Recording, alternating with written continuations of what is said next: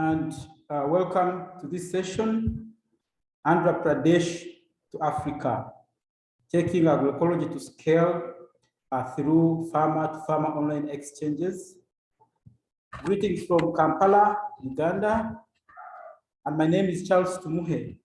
I work for the Alliance for Food Sovereignty in Africa, and this is an alliance of 37 member organizations. We call them networks, and we are active in 50 African countries.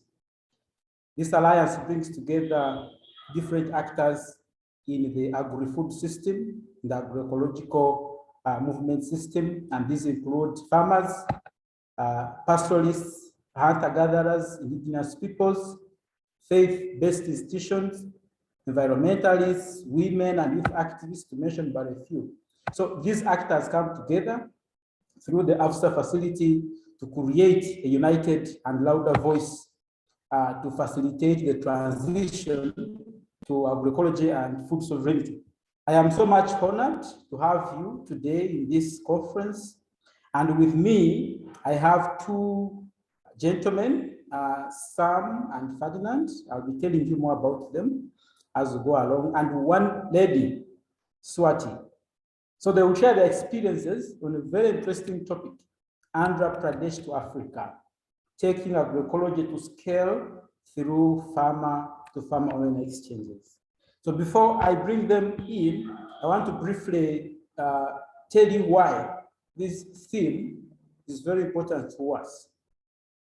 Yeah, AFSA, which is the Alliance for Food Sovereignty in Africa, has been working in partnership with the Andhra Pradesh state in India through a program called Andhra Pradesh Community Managed Natural Farming.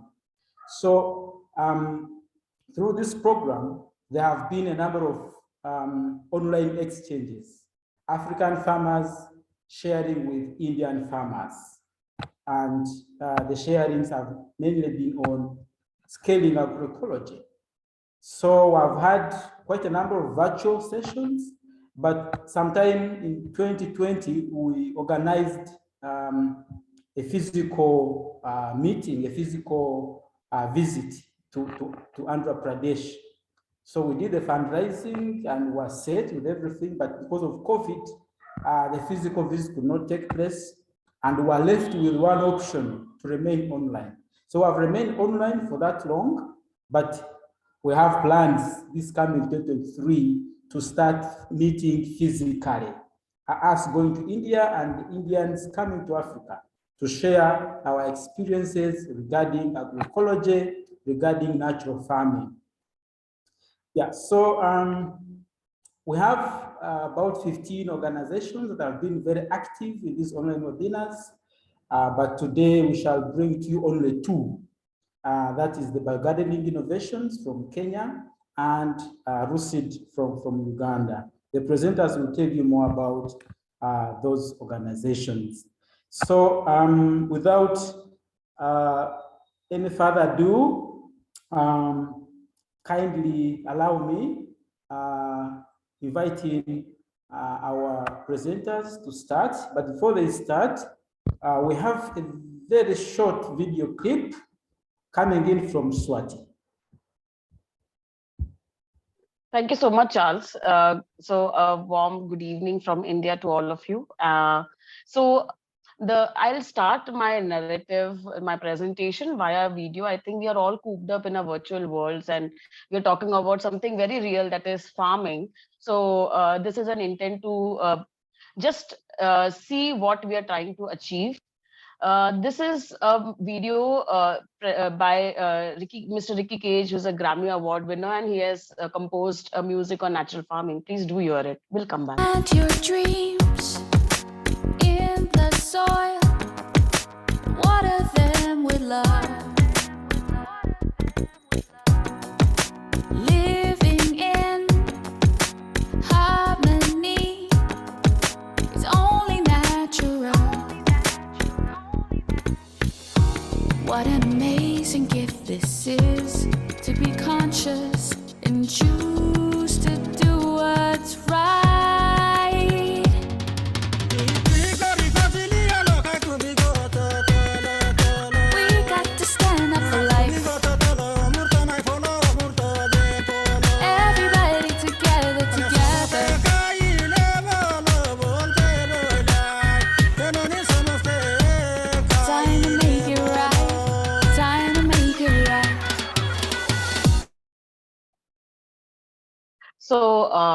this is yeah. So thank you so much for bearing with me. So now I will go on to tell what exactly we are trying to achieve by this exchange knowledge exchange program of APCNF, as well as and the AFSA initiative. Charles, with your permission, should I go ahead? Just 1 second, Sure. Swati. Yeah, so thank you so much, Swati. We're so much privileged for that video.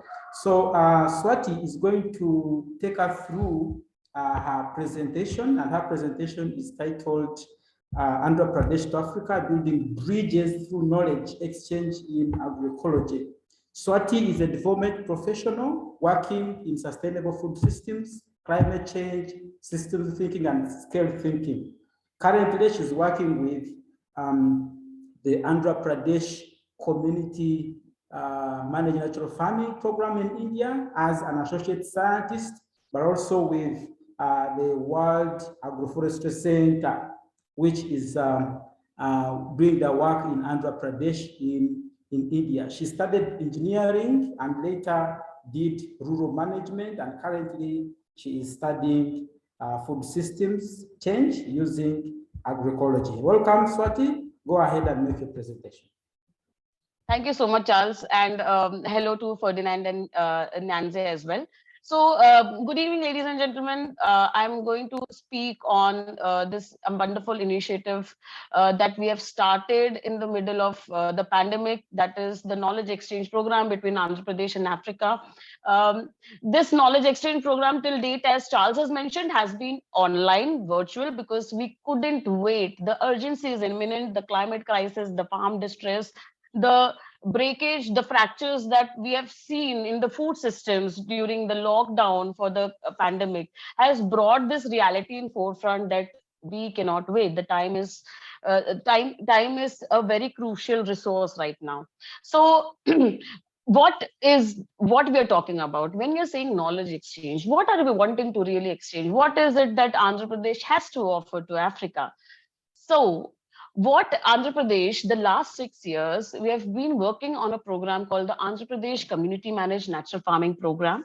Agroecology as gained momentum across the world, right? So one of the form of agroecology which we are practicing in Andhra Pradesh is the natural farming program. These are the 9 regenerative principles. What we realize is that, of course, many of you will be questioning us this, that agriculture is so contextual, because even in a country like India, it's extremely diverse. What is happening in one place it changes every kilometer. The dialect changes, the diet changes, the soil type changes, the climate weather changes. So what is it that we are wanting to do in Andhra Pradesh and Africa? What we have realized is, while the practices may differ, the principles remains the same. The principles of covering the ground, the principles of crop diversity, the principles of no tillage or low tillage, the principles of biostimulants or the microbial increase in the soil that we're talking about. So the principles remains the same, and this is what we are trying to say, that while the practices can be customized, localized, the principles are the same. And this is the principles that we have seen that is working wonders in various areas of Andhra Pradesh, as well as which is being replicated across India, as well as we wanted to take it to Africa. You'll see in the presentations of Ferdinand and Nyanzi that how they are translating these principles in the context of Kenya and Uganda, and how they are actually finding success. This is the scale of the program. Why Andhra Pradesh why we are saying this language that we want to take it to Africa, or we want to take it to across the country, because the scale of the program is such. We are in 2023, we are reaching 1 million farmers who are enrolling into natural farming. We are ambitious in our task. We are audacious in our task. Why we are doing that is because we have realized the mantra for agroecology. This is not a short solution, but this is how our experience in Andhra Pradesh has helped us learn something. We are talking about the technology of agroecology, that this technology exists. The knowledge of what to be done is existing. But I have said it many times in my other presentations also, that we know that agroecology works. Then why hasn't it gained momentum? And this is something we have been racking our brains on. How do we take this technology to farmers has been a very big question mark among communities across the world, because agroecology is seen as a niche, small scale level intervention. But can agroecology can that be scaled? And by scaling, I mean outscaled, upscaled, and scaled in. All the forms of scaling. So agroecology is a technology. Is it a niche level technology? Our experience in Andhra Pradesh is that it's a scalable model, and it can be outscaled across villages, across the country, and across regions and geographies. What we have seen is the scaling mantra is that the technology has to be incorporated with the social capital, that is the communities, the knowledge of wisdom of the communities, along with supported by government support. Policies has to be there. It should be from top down approaches. Funding has to be required, and then the civil society initiatives. In India, and the difference that we see in India and in Africa, what we have observed is that the civil society is extremely strong in Africa. And the moment the civil society takes over the charge of some initiative, then it is the momentum of the scale increases. And that we realize that Africa has that kind of rigor and commitment from the grassroots, from the civil society to take it further. In Andhra Pradesh, we have the government support, we have the existing social capital, and we are using this to take this technology to farmers, make it more inclusive, bring equity into agriculture, along with making it sustainable. Now, the breakthrough that has happened in Andhra Pradesh, and we want that this is the lesson we want to humbly give it to the world, is that bring women in the narrative of agriculture. We have been kept out of the narration of or the conversation, the dialogues and discussions of agriculture for a long period of time. It has been marginalized and sidelined, whereas women are the major tillers of the land. So in Andhra Pradesh, the major breakthrough have been two important elements, that the women self-help group movement that has been part of the Andhra Pradesh the last 2 decades were brought into the focus of this program, layered it with different elements of natural farming, and then farmer to farmer dissemination. I constantly say this, that I cannot convince a farmer to transform into natural farming because I am not a farmer myself. Only farmer who have done natural farming, who has done agroecology, can speak the language that will be appropriate for other farmer to transform. It is very crucial that a practitioner of agroecology and natural farming talks to another practitioner, and only then that kind of rigor and intent gets transferred, the knowledge gets transferred. It is much more conceptual, the understanding, and it is not based on some superficial level of transformation. And that we have seen that farmer to farmer dissemination helps a lot. What these farmers also do, and if you ask me today, Swati, what are the three things that will be helpful for transformation? Given the situation, what we have realized that there is no formula of how a farmer transforms. For some farmer, it can be a video, some videos that use this. For some farmer, it can be some wall painting. For some farmer, the signature movement of transformation will be some other farmer's plot. For some farmer, it can be some discussion, a small scale discussion. For other farmer, it may be reading into a newspaper or some article. So what is it, short formula of transformation? We don't know.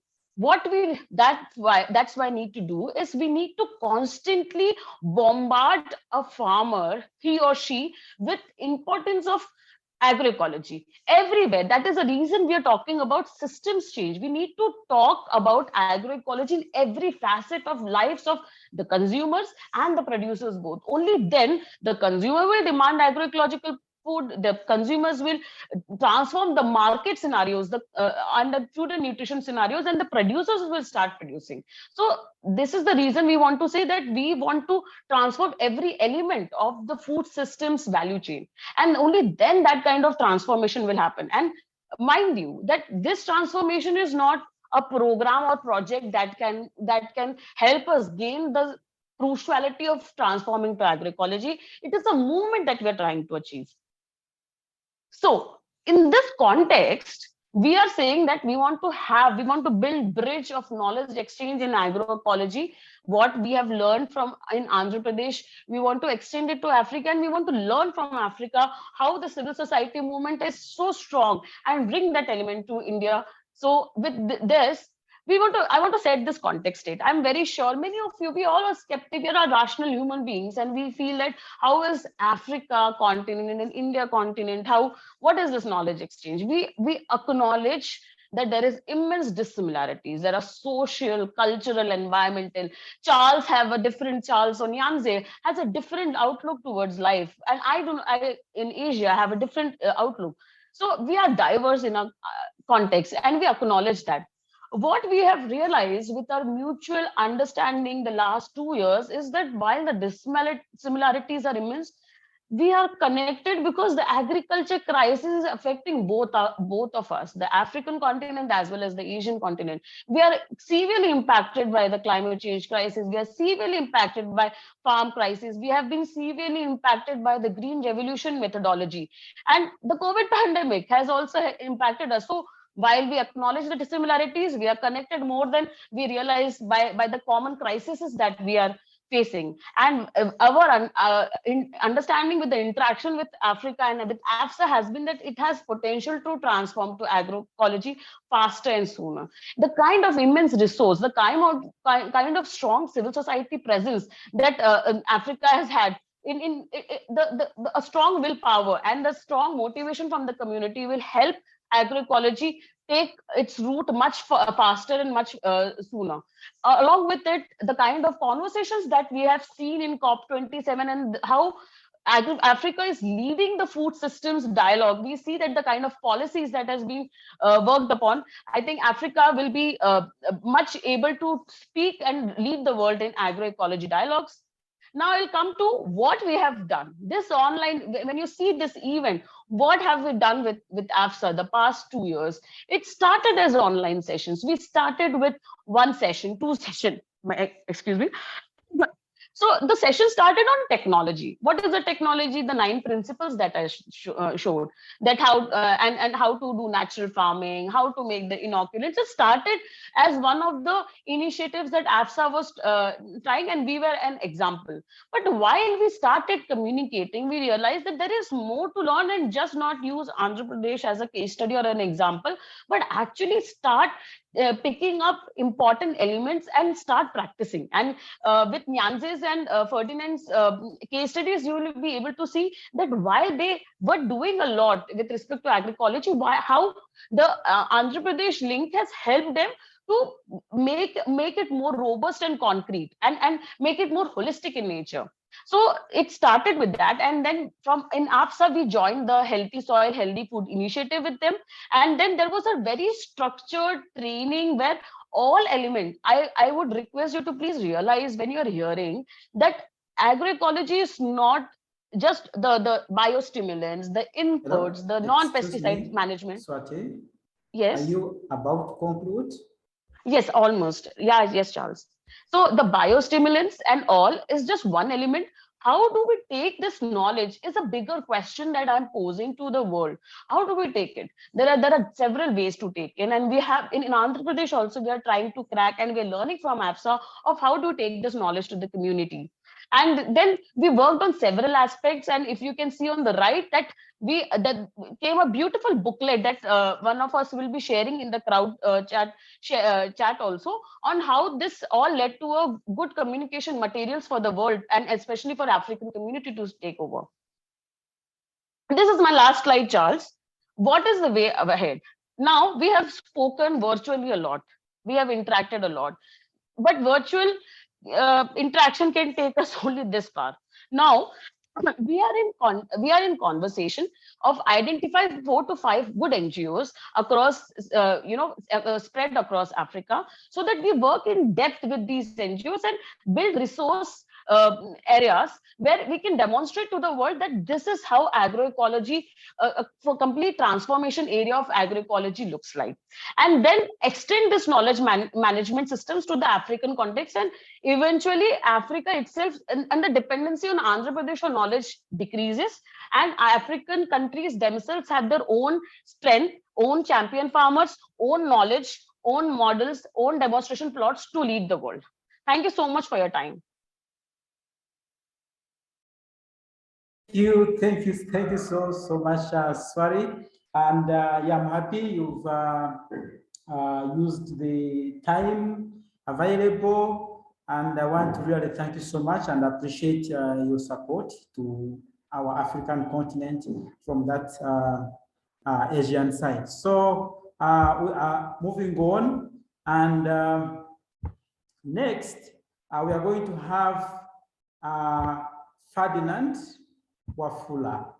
Ferdinand Wafula will be talking about living soils with biofertilizer use for healthy food, focusing on the practical learning and applications of bio-inputs for healthy soils with smallholder farmers in Western Kenya. Ferdinand Wafula is an agroecology practitioner and a farmer trained in community-based development, biointensive and permaculture methods. He's a promoter and a trainer on healthy soils for healthy food using bio-inputs at the farmer level. Ferdinand is the Chief Executive Officer of Biogardening Innovations, BioG, an NGO, non-profit NGO based in Western Kenya. Welcome, Ferdinand. You have the floor. Thank you, Charles, for your kind words. And I would say our work is a journey and a dream of our lifetime to achieve 100% transition to natural farming methods and produce food that is healthy and coexist peacefully with the Mother Nature. Thanks. So our goal is to strengthen adoption of ecological based food systems with smallholders in Vihiga and elsewhere through transitional elements using holistic farming approaches. And we have a project intervention model and currently working on the healthy soil, healthy food. We are one of 15 healthy soil, healthy food centers in collaboration with the Alliance for Food Sovereignty in Africa. And we doing this in partnership or in collaboration with the Andhra Pradesh community managed natural farming. We have new learnings out of our interventions on the use of bio inputs as alternatives. And this started way back in 2017, learning from an international training, practical trainings and experiences from South America, having a scientific background and approach to crop and animal production. And later, this combined with the collaborative learnings from the Andhra Pradesh community managed natural farming. And the key concepts we learned from this is on the 9 universal principles of natural farming.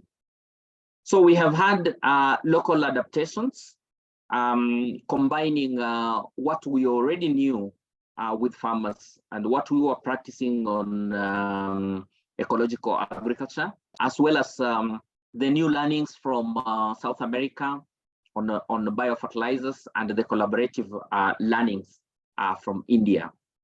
And this has really stimulated our thoughts and our commitment towards cultivating food that is healthy and food that coexists peacefully with the environment.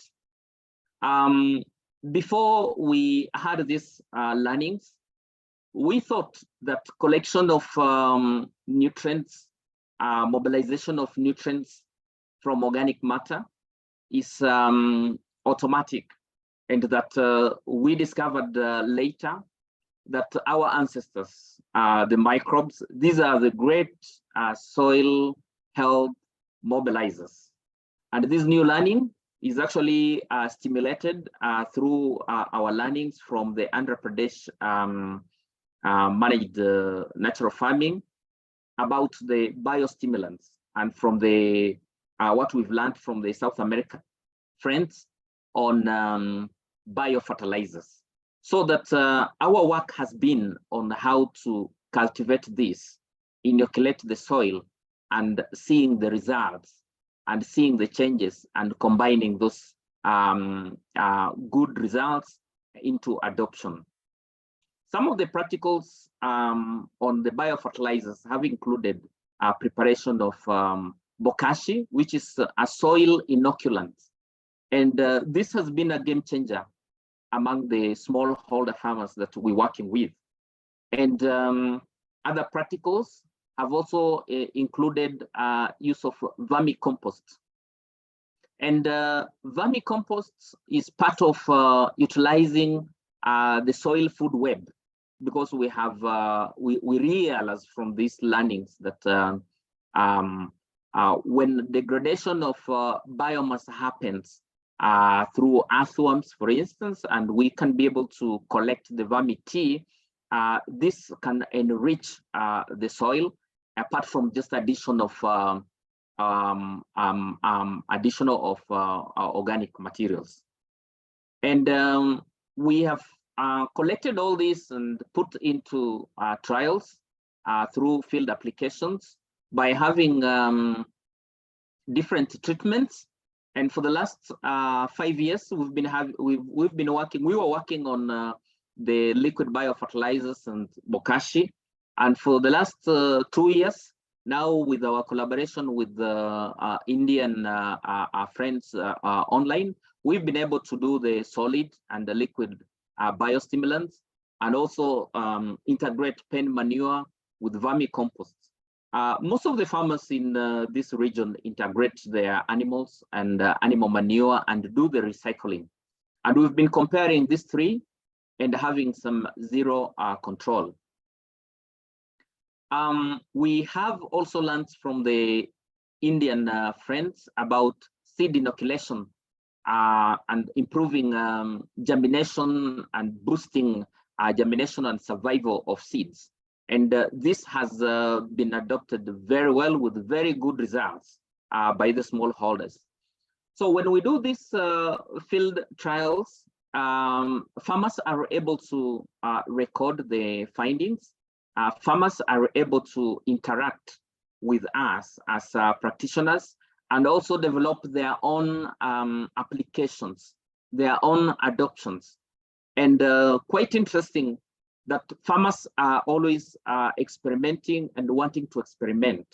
And that for this last 1 year, we've been working on bean trials, different bean varieties, and recording some of the changes in order to just boost their adoption, to scale up the practices and increase farmers' knowledge base. And we also have been working on bioprotectors, because the whole concept of having 9 principles of natural farming is that they all work in unison. And we've been picking some of the areas that we had gaps and strengthening that through practice, like application of the bioprotectors in a diverse cropping fields. We have the foliar application, and we're seeing vegetative growth highly boosted, and plant growth becoming very, very, very vigorous. Some of the changes that we are observing is that when you have more diversity, you have also density of the yields realized when we're using those organic inputs. We also observe green growth beyond crop maturity. And this means we can be able to adapt to the climate crisis, because when we are having extreme weather changes, especially when we have drought, and we're able to cure our soils, then we are sure of having a yield at the end of that season. Then we also see less pests and disease attack, and the ability of crops to withstand dry spell is not only realized, but that some of the crops that are annual tend to become perennial. And we are doing this through reaching out to training of trainers and farmers who are able to train other farmers. Some of the observation, particularly on the bean trials, we see longer pods, and we see them even staying long after they've matured. The green vegetative matter still recycled into the soil. So that improves the soil cover, that improves soil organic matter. And the farmer training of farmer model is also being used to do the scaling up, so that the farmers are able to use their test demonstrations, their demonstration plots, to also expose other farmers to some of the new findings. And all this is combining the 9 principles in addition to their own knowledge of the local crops and local diversity. Some of the observed differences between application of the bio input and where we have 0, farmers are able to see that clearly. And thanks to these online trainings and interactions, because farmers are able to translate these into more practical use and adoption. Are you about to conclude? Yes. So this is the level of diversity and how maximizing crop cover from just the use of the 9 principles and the health of the crops that is visible, and also achieving quantity through quality, that farmers are able to take simple measurements. This informs their decisions on even the choice of the varieties of crops that actually they want to conserve and use. So some of the comparisons here, that use of the biostimulants, bokashi, biofertilizers, we can realize yields even 4 times compared to where there's no application. And even the stacking functions now are taking place within that crop diversity. Some of the lessons that we've learned is that crop diversity brings stability, and restoration of soil living organisms is a key factor in soil management. And last but not least, keeping close contacts with farmers through innovative projects stimulates more interest, and this triggers adoption and continuous learning. Thank you so much, and thank you for the organizers for this conference. I'm grateful to have taken part in it, and thank you. Thank you very much, Ferdinand. Most important from the 2 previous presentations, I have learned, and I appreciate that farmers are the best teachers for their fellow farmers. Yeah, so only a farmer can talk to a fellow farmer. You cannot come from wherever, from the city, and you want to talk to a farmer and you're not a farmer yourself. So that's very key from these 2 presentations. We have one more presentation, so we can go into kind of discussion. And the remaining presentation is going to be given by Samuel Nyanzi. Samuel Nyanzi will be sharing on the Rosine experience from Andhra Pradesh. Just to tell you more about Samuel.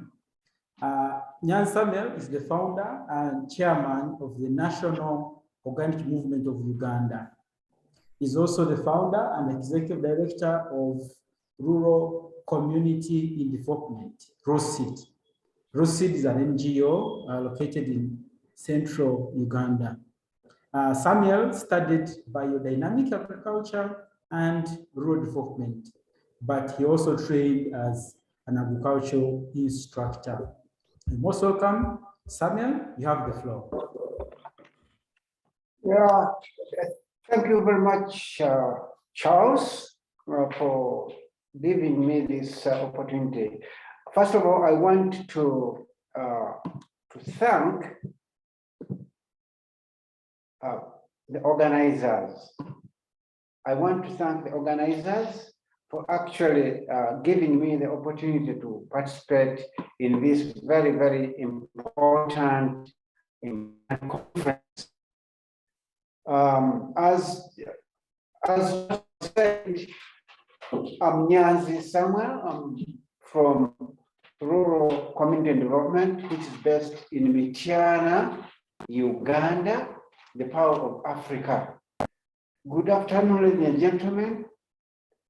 I'm happy to be part of the Oxford Real Conference in taking agroecology at scale from the online training by Andhra Pradesh. And I think I want first of all to thank very much the team from Andhra Pradesh, because the team of Andhra Pradesh has actually made us look at agroecology in a different way. So, I'm somewhere from Rural Community Development based in Mityana, and we've been working with organic farming for many years since 1994. But I'm very, very grateful that our interaction between Rosine, AFSA, and Andhra Pradesh has actually made us to look at organic farming, which has turned agroecology in a different way. As Rosine,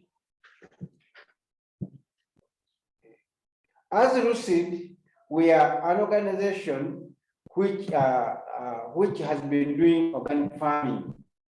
Maybe let's see, how do I change the slide?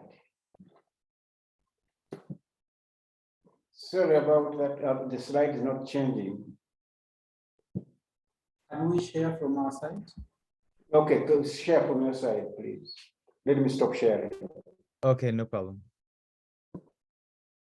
So,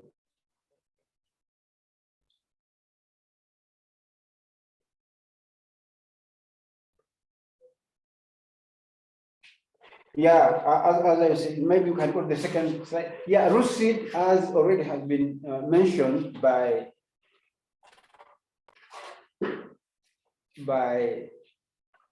Charles, is a non-government organization based in Uganda. We are there for the promotion of healthy soil, healthy food, and healthy environment. We do these things by promoting organic practices, lifestyle, and thinking. We really look at that as very, very important. Promote organic farming practices. But when you talk about organic farming practices, some people say, okay, what is organic farming? But maybe for us, we look at a different way. So maybe next slide, please. Yeah, over the years, Rosine has been having different practices. We've been looking at organic farming. We've been looking at soil and water conservation methods, organic soil fertility management practices, organic method of crop and animal management, natural and sustainable pest and disease management, and organic method of food processing and value addition. However, we have been looking at this sometimes as when they are not together as individual practices. But as we found out that after the interaction between Andhra Pradesh, but also after learning more about biofertilizers, biostimulants, then our minds changed. So what is the new? What our new thinking? Maybe the next slide is giving us the new thinking. Yeah, this is what I've been doing. We've been, yeah, over a time, we said, oh, we really need to look at our way of buildings. So we have established eco buildings. We have been doing organic natural pest and disease management. We have been doing soil fertility management by making different biofertilizers and biostimulants, but also we have been looking at organic crop and animal management and promotion of income. But you find, as I said, it has been really in an isolated way. And we have been asking, maybe we have been using a lot of time to be able to do that. So we decided that maybe it would be a good idea that we really look in deeper of organic farming and say, are we really getting the right things which we must be getting? So in the next slide, you'll be seeing something which we have actually learning. When we are starting interacting with Andhra Pradesh, we found out that many people actually struggle with terminologies. Some people talk about organic farming, some people talk about natural farming, but we say maybe it's high time that now we look at what actually brings out the right terminology, the right technology, but also the right benefits. When we were actually studying or interacting with Andhra Pradesh, we found out that there was a technology which was actually making everything holistic. And this technology was the 365 green cover.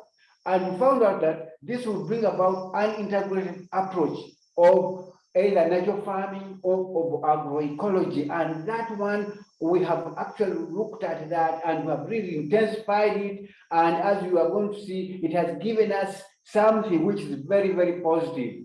But also we have found out that through the interaction that if proper integration of is practiced, all the benefits of natural farming, call it agroecology, call it organic farming, will be realized. And these benefits will include nutrition, will include income, will include climate resilience, and labor efficiency. But also we have, through this interaction, we've found out the more active the soil microbes are, the better yield in the farm. And therefore, we say we need to use biofertilizers. We need to use biostimulants, because when we use them, even when we are integrating them in 365 green cover, then we are going to have magic, as you are going to see in the next slide. Next slide, please. Yeah, we really looked at the pillars of organic farming. But when I'm talking about organic farming, don't worry, it's an agroecological farm. One of them being diversity. And when you see diversity is well placed when we are looking at the 365 green cover. Then we are looking at recycling. Recycling, in the 365 green cover, you see a lot of recycling, but also most important, the soil. You already see, if you've got healthy soil, then it will support diverse living organisms, as you can see in the slide below. This slide is actually showing the diversity. We can physically see the mushrooms, the fungi which are growing, but also we cannot leave the addition of the inoculating, continuous inoculating using organic matter like the bokashi, as you see it there. And once we do that, then it brings about diversity above and underground. And once you have diversity above and underground, then the yield will actually amaze you. You see good crops. You will see good fruits. You will see good soil, as we can see in our proceeding slide. Next slide, please. Next slide. It is clear-sighted that natural methods of farming will win. You can imagine, look at the sunflower. It is also clear that if you use those practices, you are going to attract young people. You are going to attract young people because they want to actually relate with good productivity.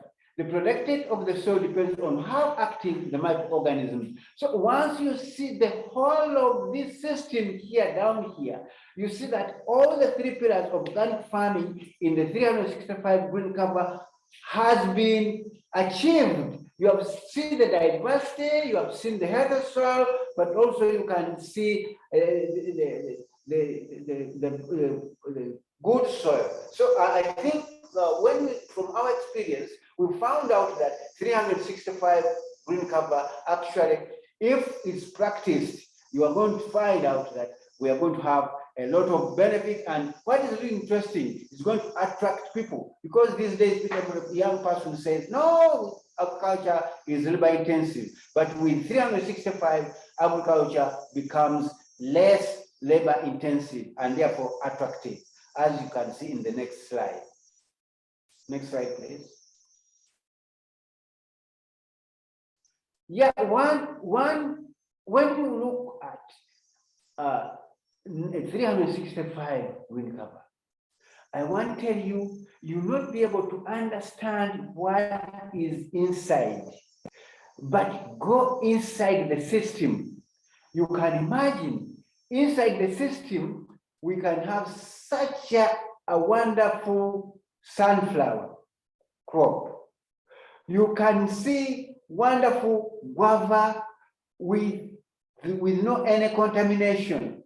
You can see a diversity of vegetables, of bananas, but also you can see sugarcane, but you also see biodiversity farm using the principle. And in here, when you have the 365 green cover, it gives you another very, very important principle which you have actually learned, that you have to plant every day so as to harvest every day. And this is not only making your biodiversity farm or your diversity farm to be beautiful and productive, but it increases your income and it also increases the nutrition. So when you look at our experience and what we have actually put in place as far as the 9 principles of natural farming, you find it's really something which is actually making us proud, and it's also attracting many people to actually see what we have learned and how this can help in improving the farming systems in Africa. Next slide, please.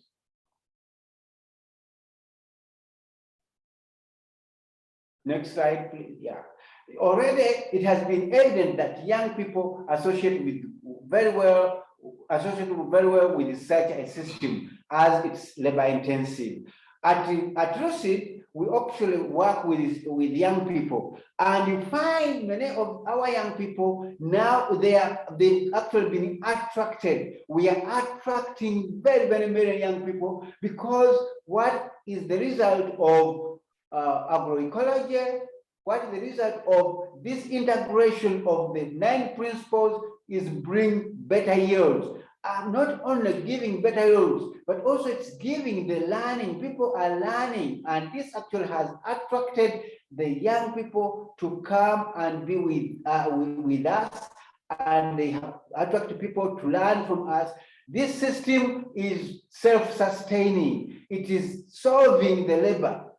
It is because in this system, are you about to conclude? Yes, so maybe we can go to the next slide. We can go to the next slide, please. In conclusion, the experience shows that in order to be an expert in agroecological system of farming, farmers must be the ones to promote it, as they are the ones with the skills and the knowledge. And that's why we are training these young farmers. But also, we are saying 365-day green cover, supported with biostimulants and other advanced biotechnologies, will provide all the situation combined in the simple organic farming system. I want to thank you for actually giving us this opportunity and sharing what we actually have. Thank you very much. Thank you so much, Ferdinand. We have about 3 questions now coming through from the audience. The first question goes to Swati. Swati, how can we make sure women benefit from farmer exchanges? I will read all of them, so we respond at once. We have less than 8 minutes. How can grassroots movements engage with this practice approach and community engaging when slowly but surely the seeds worldwide are being patented and manipulated by big agricultural companies and the diversity of seeds being suppressed? So I think this question is about seed sovereignty, seed patenting, and seed production. Any of you 3 who is comfortable can go for it. The other question is, will farmer live streaming be a useful channel in India and Africa? It seems to be growing fast in China. So those are the 3 questions. I could add,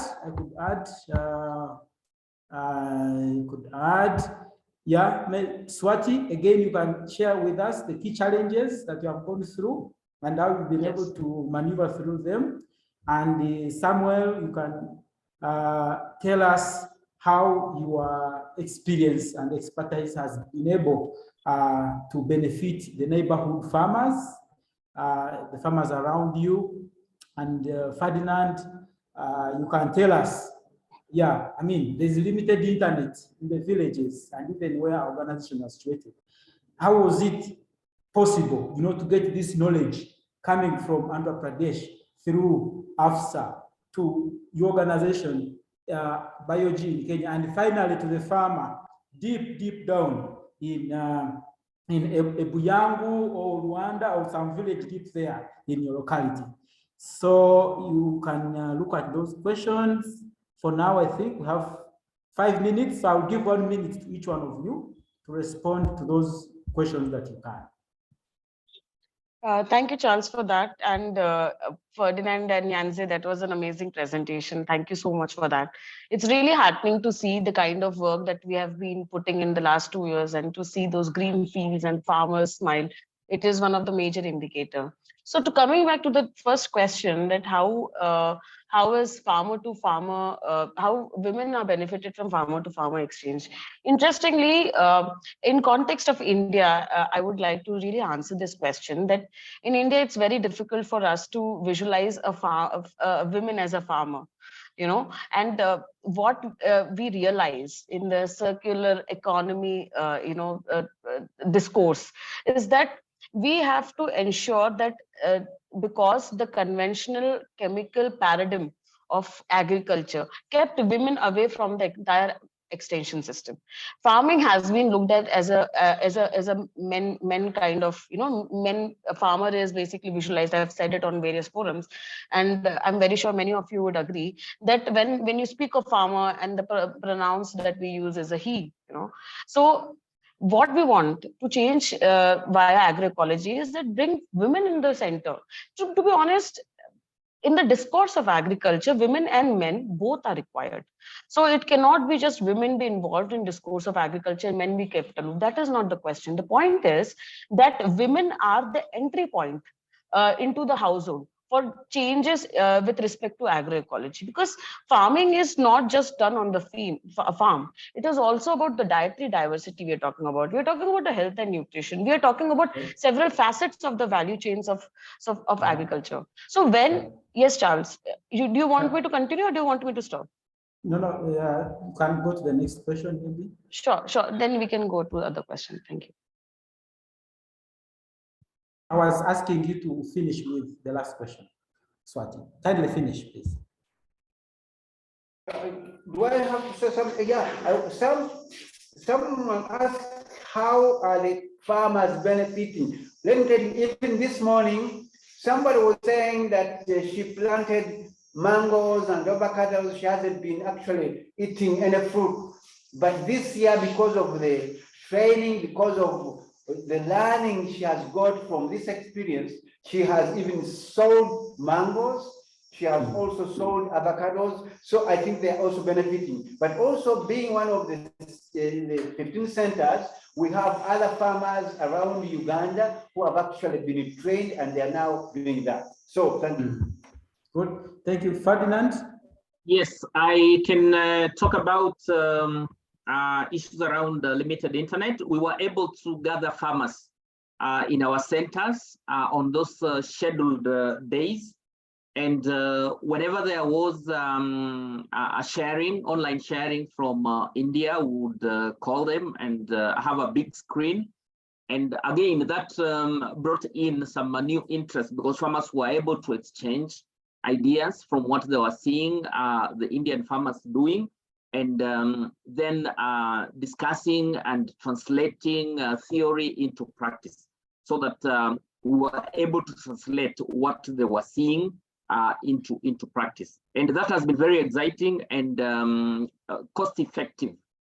And one thing about issues around seed and the seed sovereignty, this is an important aspect of our work. And I think the importance of having champion farmers and doing advocacy is self-evident. And this is through movement building. And we can see the need to connect from the grassroots to national level and even to continental level, because we're talking the same language, Africa and India. And what is stopping this is about the lack of political will, but where there's a will, there's a way. And we have to keep on advocating this. And as we are doing this and joined by supporters from Europe and the rest of the world, I believe in people power versus corporate power. And I think we are many. People are many who have the goodwill to move ahead with the natural food systems. Thank you. Thank you so much. We have about 30 seconds for Swati. Swati, who or what is preventing bringing these agroecological practices to a much larger scale? Kind of challenges, what you were about to answer before I cut you short. Yeah, so at least in India, this is very interesting, and that in India, the scale, our learning is that scale is not the job of civil society. Scaling or bringing it to the more more farmers and scaling up is the work of governments. It is very important that politicians and policy makers really understand that this is the need of the hour and the urgency is imminent. Let civil society concentrate on developing the ecosystem required for transition to agroecology. What is the ecosystem? Keeping models in place, keeping the knowledge and primers and modules in place, developing of champion farmers for them to provide the support for scaling ecosystem. But the scaling per se, and this is our understanding, is essentially a government's task, and civil society should be, and this is the problem that we have seen, that because of example of Andhra Pradesh, we have been able to, that the Honorable Prime Minister of the country is talking about natural farming, the Honorable Finance Minister, several states have taken up. So so what was stopping us has also now become the propagators of agroecology, to be honest. Thank you. Okay, thank you very much. I'd like to thank you, our presenters, Swati, Ferdinand, and Samuel. You've been so wonderful. And at this moment, I want to invite in delegates from the larger conference to join. I'm sure a link has been shared on your Crowdust. Yeah, where you're joining us from, please. So check for that link, click on it and join us here on Zoom, so we can have an interactive session for the next 30 minutes.